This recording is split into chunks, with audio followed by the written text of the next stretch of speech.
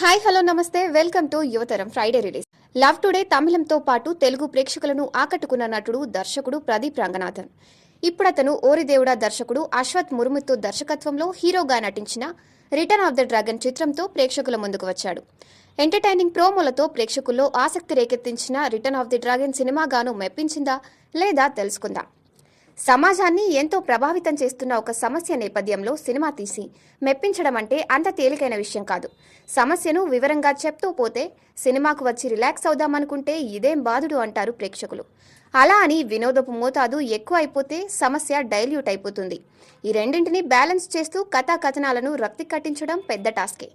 అది అందరికీ సాధ్యమయ్యే పని కాదు. కానీ ఓమై కడవులే చిత్రంతో దర్శకుడిగా రచయితగా బలమైన ముద్ర వేసిన అశ్వత్ మురిముత్తు రిటర్న్ ఆఫ్ ది డ్రాగన్లో ఓ టాస్క్ను విజయవంతంగా పూర్తి చేశాడు. ఈ కథకు మూలం హీరో ఫేక్ డిగ్రీతో మోసం చేసి ఉద్యోగం సంపాదించడం.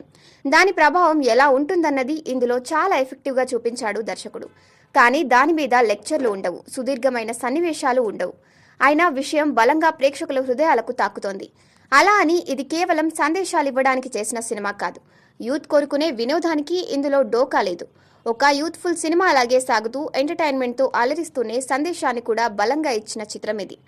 చివరిగా రిటర్న్ ఆఫ్ ది డ్రాగన్ మంచి సందేశం ప్లస్ భలే వినోదం. యువతరం ఫ్రైడే రిలీజ్లో రెండవ సినిమా జాబిలమ్మ నీకు అంత కోపమ్మ. నటుడిగా ధనుష్ ప్రతిభ ఏంటో కొత్తగా చెప్పాల్సిన పనిలేదు. అయితే తనలో మంచి దర్శకుడు కూడా ఉన్నాడని అతను ఇప్పటికే తీసిన 2 చిత్రాలతో చాటాడు. తొలి చిత్రం పవర్ పాండీలో ఒక నడి వయస్కుడి కథను హృదయంగా చెప్పి తననొక ఫ్యామిలీ సినిమాల దర్శకుడిగా పరిచయం చేసుకున్నాడు ధనుష్. ఆ తర్వాత రెండవ చిత్రం రాయంతో తనలో ఒక యాక్షన్ డైరెక్టర్ ఉన్నాడని రుజువు చేసుకున్నాడు. ఇప్పుడు అతను యూత్ఫుల్ రొమాంటిక్ కామెడీలను కూడా బాగానే డీల్ చేయగలనని చాటాడు. జాబిలమ్మ నీకు అంత కోపమాతో ఇదేమీ కొత్తగా అనిపించే కథ కాదు. ఇందులో గొప్ప మలుపులేమీ ఉండవు. కొన్నిసార్లు చూసిన కథల్లాగే అనిపించినా బోర్ కొట్టించకుండా సరదాగా సాగిపోవడం దీని ప్రత్యేకత.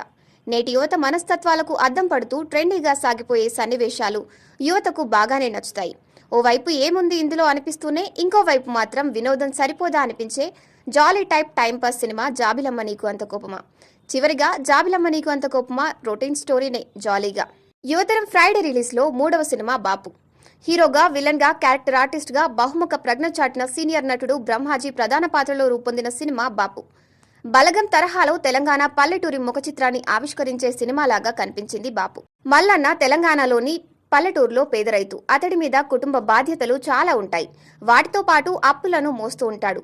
పత్తి పంట చేతికి వస్తే అప్పు తీర్చి కుటుంబ అవసరాలు తీర్చుకోవాలని చూస్తున్న తరుణంలో వర్షం వల్ల ఆ పంట మొత్తం నాశనమవుతుంది. అప్పులు తీర్చడానికి పొలం అమ్మడమో తను చావడమో అన్న పరిస్థితికి వస్తాడు మల్లన్న.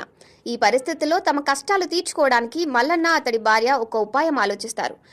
ఆ ఉపాయం ఏంటి, దాన్ని వాళ్ళు అమలు చేయగలిగారా, ఇందులో మల్లన్న తండ్రి పాత్ర ఏంటి, చివరికి ఆ కుటుంబ కష్టాలు తీరాయా లేదా అన్నదే మిగతా కథ. చివరిగా బాపు మధ్యలో దారి తప్పిన మంచి ప్రయత్నం.